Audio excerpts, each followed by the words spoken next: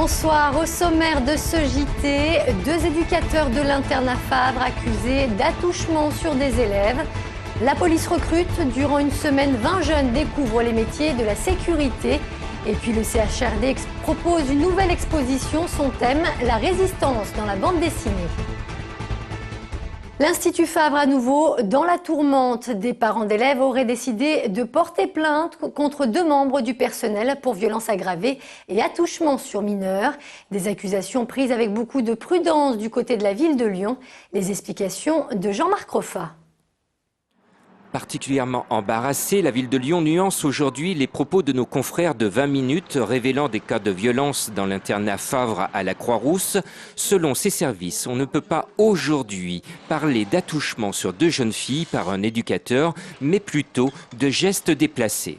Le parquet a demandé à la brigade des mineurs d'enquêter sur la question. La direction de l'internat, dès qu'elle a eu connaissance de ces éléments, a immédiatement suspendu l'éducateur en question dans un souci de prudence et pour protéger les enfants. Les familles ont dit à la ville de Lyon qu'elles portaient plainte. Le conseil général a alerté le parquet. Et comme si cela ne suffisait pas, un autre éducateur est sur la sellette pour une plainte de violence aggravée sur un interne de 12 ans. Il y a eu effectivement une altercation entre un enfant et un éducateur. Donc là, c'est quelque chose sur lequel nous, on regarde et on enquête en interne avec la hiérarchie et la direction de l'internat. Voilà, donc on attend là encore une fois d'avoir éclairci les faits. Prudente sur ces 2 affaires, la ville de Lyon préfère attendre le résultat des enquêtes. Du côté des syndicats du personnel, le sujet est tellement embarrassant qu'ils préfèrent ne pas répondre aujourd'hui à nos questions. Une chose est sûre, l'internat Favre se serait bien passé de ces 2 faits divers juste au moment où la ville de Lyon vient d'éviter sa fermeture. La fréquentation de Saint-Exupéry s'envole, plus 3,4% par rapport à 2009.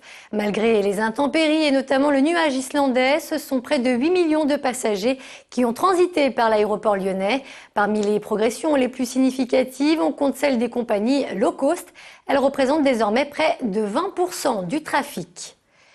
Une cellule de renseignement économique vient d'être créée par la Chambre de commerce et d'industrie de Lyon. Elle est destinée aux PME de l'agglomération. Son objectif, protéger le savoir-faire des entreprises, mais aussi améliorer leur compétitivité en leur permettant de mieux connaître leurs concurrents, leurs clients ou encore leurs fournisseurs. Payant, ce service se veut du sur-mesure. Les PME n'ont pas l'habitude encore de payer le renseignement payant pour leur faire gagner le renseignement qualifié, pour leur faire gagner du temps de leur prise de décision.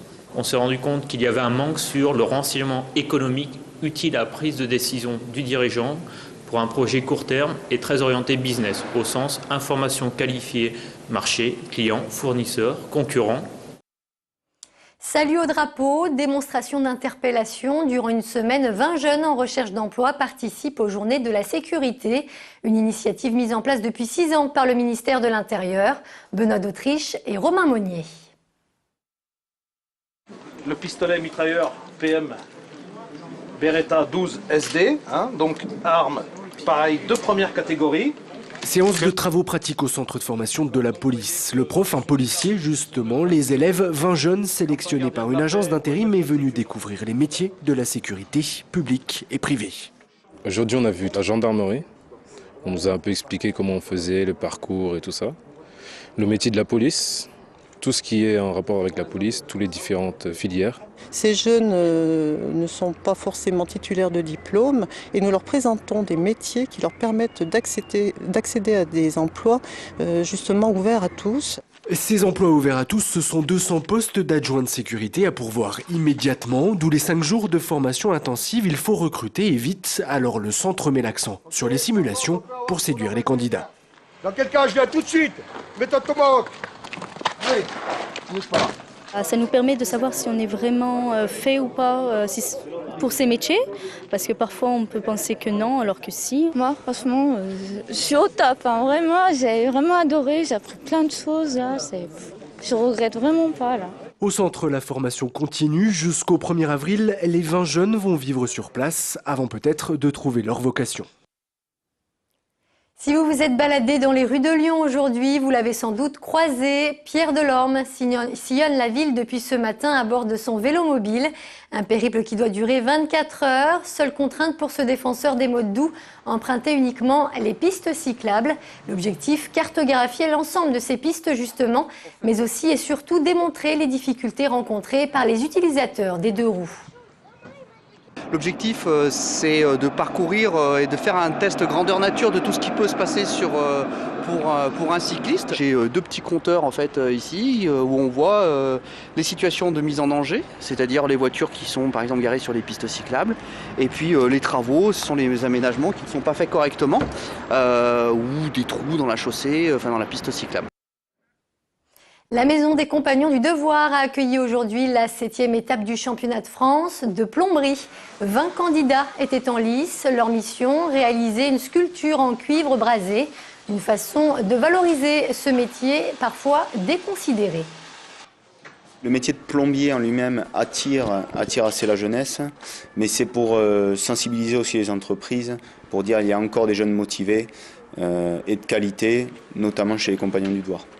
On leur demande de faire du cintrage, de la soudure sur une pièce cuivre. Il y a des gens qui sortent d'apprentissage et qui ont un petit peu travaillé avec nous.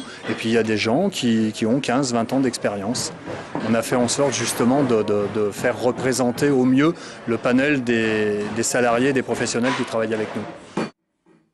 Le train pour l'emploi et l'égalité des chances fait une halte à Lyon demain. Restauration, informatique, service à la personne. Plusieurs centaines d'offres d'emploi seront proposées. Des entretiens d'embauche ainsi que des candidatures en ligne seront possibles.